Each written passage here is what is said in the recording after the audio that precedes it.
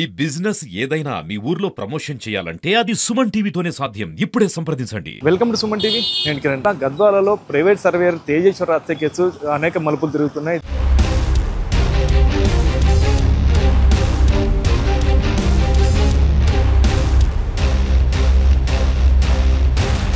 తేజేశ్వర్ని స్వయంగా భార్య ఐశ్వర్య, తల్లి సుజాత ప్లస్ ప్రియుడితో కలిసి హత్య చేసిన సంఘటన తెలిసింది. అయితే మనం ఐశ్వర్య కర్నూలుకు చెందిన ఐశ్వర్య వాళ్ళ ప్రస్తుతం మనం ఐశ్వర్య ఇంటికాడ వద్ద ఉన్నాం. మనం చూస్తాం ఇదే ఇల్లు. ఐశ్వర్య కానీ సుజాత కానీ ఇదే ఇంట్లోనే ఉంటున్నారు. ఒక గత 6 సంవత్సరాల నుండి ఇదే ఇంట్లోనే ఉంటున్నారు. ఇది ముందట కూడా రెండు షాపులు అయితే ఏర్పాటు చేసుకున్నారు. ఆ షాపులు కూడా నిలుపుదల చేస్తారు. అంటే అక్రమంగా కడుతున్నారని చెప్పేసి ఈ షాపులు కూడా మొత్తం ఆపిచ్చారు. మొత్తం ఎవరైతే ఇక్కడ స్థానికులు కానీ మున్సిపల్ అధికారులు కానీ ఇక్కడ షాపులు కట్టకూడదని అక్రమంగా మీరు ఉన్నారని చెప్పేసి ఆపిచ్చారు. అయితే ప్రస్తుతం ఇప్పుడు ఇక్కడ కర్నూలులోని కల్లూరు దగ్గర ఉన్నాం మనం. ఇదే ఇంటికాడ వాళ్ళ ఐశ్వర్య ఇంటికాడ. ఇక్కడ స్థానికులు ఐశ్వర్య కానీ తల్లి సుజాత కానీ ఇక్కడ ఎలా ఉండేవాళ్ళు వాళ్ళ గురించి తెలుసుకునే ప్రయత్నం చేద్దాం. ఏదైతే సుజాత ఉందో ఐశ్వర్య తల్లి సుజాత వాళ్ళ సమీప బంధువులు, అంటే వీళ్ళకి 15 సంవత్సరాల నుండి మాటలు అయితే లేవు. వాళ్ళ గురించి మొత్తం తెలుసు. వాళ్ళ బంధువులు ఉన్నారు, ఒకసారి అడిగి తెలుసుకుందాం. అని చెప్పండి, మీరు ఏదైతే సుజాత ఉందో ఐశ్వర్య తల్లి వాళ్ళు మీరు బంధువులు అయితే ఇక్కడ ఏరియాలో ఛానల్ ఉంటున్నారు. ఎలాంటి క్యారెక్టర్ వాళ్ళు, ఎలా ఉండేవాళ్ళు చెప్పండి.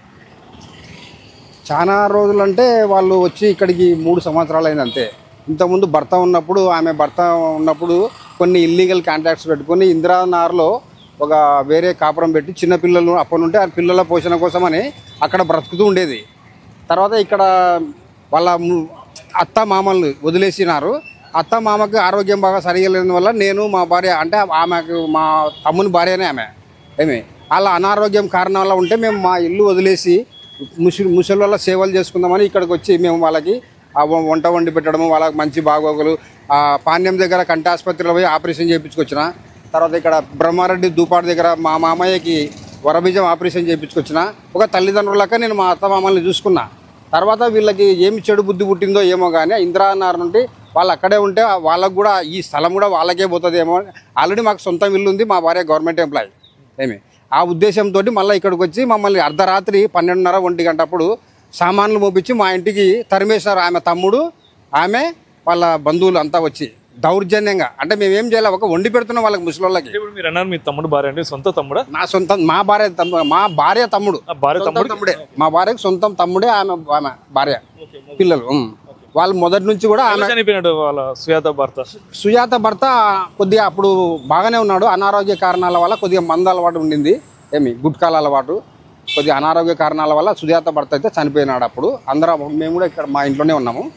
తర్వాత వచ్చేసి మళ్ళీ వాళ్ళు ఇక్కడ మేము ముసలి వాళ్ళని సేవలు చూసుకుంటూ ఉంటే కేవలం ఈ ఇల్లు కట్టించుకోవడానికి ఇక్కడ మాకేదో స్థలం పోతుందేమో అనే ఉద్దేశంతో వాళ్ళు ఇక్కడికి వచ్చి మమ్మల్ని రాత్రి కూడా తరిమేసినా కూడా సరే మీరే చూసుకోండి, మాకు ఇల్లు ఉంది, ఉద్యోగం మాకేం అవసరం లేదని మేము వెళ్ళిపోయిన తర్వాత అతనితోటి రిజిస్టర్ ఆఫీస్ కాడికి పోయి అతనితోటి ఏదో ఏలు ముద్రలో సంతకాలు మీకు ఆసుపత్రి తొలగిపోతామని చెప్పి రిజిస్టర్ ఆఫీస్ కాడికి పోయి వాళ్ళతో సంతకాలు ఏలు ముద్రలు తీసుకొని అతన్ని ఇల్లు ఏదో రాపించుకున్నారంట. అది డాక్యుమెంట్స్ మాకైతే తెలియదు.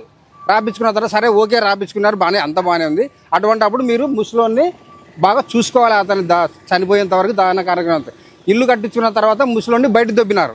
మళ్ళీ ఏడ్చుకుంటూ వచ్చి మా ఇంటికి వచ్చినాడు. ఆయన బిడ్డ ఉంది కాబట్టి మేము ఇక్కడ ఉన్నాం కాబట్టి మా ఇంటికి వచ్చినాడు. 1 సంవత్సరం 2 ఏళ్ల పాటు మా ఇంట్లో ఉండి మా ఇంట్లోనే పానాలు ఇచ్చినాడు.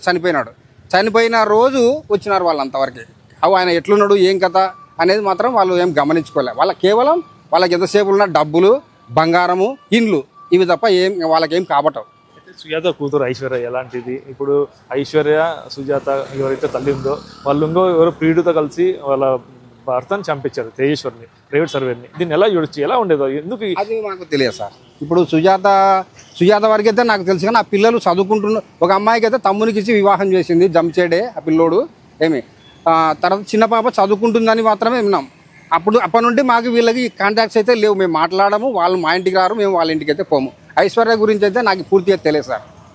ఏరియాలో చూస్తుంటారు ఎలా క్యారెక్టర్ ఉంటుంది, అంత చదువుకుంటుంది, ఏదో బ్యూటీ పార్లర్లో జాబ్ చేస్తుంది అని. ఈ పాప అయితే సుజాత అయితే అక్కడ స్వీపర్గా పనిచేస్తుంది. తర్వాత అతను ఏదో బ్యాంకు లోన్లు ఇప్పించేది అతనితో ఉంది రూమర్ మాత్రం మాకు తెలుసు. అంతవరకే మేము చెప్తాను. నేను అంటే బ్యాంక్ మేనేజర్ తరచుగా ఇంటికి వచ్చి పోతుంటారంటే మీరు ఏమైనా గమనించారా? ఎప్పుడైతే చూడలేదు సార్. ఇంటికి వస్తుంది నేను ఎప్పుడు చూడలేదు. అంటే ఇప్పుడు ఇది రోడ్డుకు ఉంది కాబట్టి పగులు పూట రారు, రాత్రి పూట కాబట్టి ఎవరింట్లో వాళ్ళు పడుకుంటారు. ఎవరు వచ్చిపోయేది మాకేం తెలియదు. ఈ ఘటన చూస్తుంటే మీకు ఎలా అనిపిస్తుంది? స్వయంగా చంపారు అనుకుంటున్నారా, వీళ్ళు చంపించారు అనుకుంటున్నారా? ఇంత దారుణానికి ఒడికట్టడానికి కారణం ఏమనుకుంటున్నారు? సార్ నాకు తెలిసినంత వరకు అయితే ఇష్టం లేకుంటే ఏమి మాకు వద్దని వదిలేయాలి, కానీ అమాయకన అబ్బాయిని చంపడం మా దృష్టిలో అయితే నేరం సార్. అది మా ఊరి తరఫున కూడా ఈరోజు మా గ్రామ పెద్దలందరూ బీజేపీ నాగరాజు, సిపిఎం రమణమూర్తి, అటు వచ్చేసి కార్పొరేటర్ నరసింహులు, అటు వచ్చేసి మా ఎంఆర్పిఎస్ కుమారు, ఎంఆర్పిఎస్ రాబర్టు, వీళ్ళంతా ఒక నిర్ణయానికి వచ్చినారు. వాళ్ళు ఇక్కడికి వస్తే ముందు మేము పోలీస్ స్టేషన్కి వెళ్ళి సిఐ దగ్గర కంప్లైంట్ చేసి అసలు ఈ గ్రామంలోనే మా ఊర్లోనే ఉండనియకుండా ఇది దారుణమైన చర్య, ఎవరి పిల్లోడైనా ఒకటే సార్ దారుణమైన చర్య, మేము ఇక్కడ గ్రామ బహిష్కరణ చేయాలని ఈరోజే మేము ఉదయం గ్రామ పెద్దలుగా మేము నిర్ణయించుకున్నాం. పోలీసులు ఏమైనా వచ్చి ఎంక్వైరీ చేశారా? ఎలాంటి ఇప్పటివరకు అయితే మా దగ్గరికి అయితే ఏ పోలీసులు రాలేదు, ఎంక్వైరీ అయితే చేయలేదు.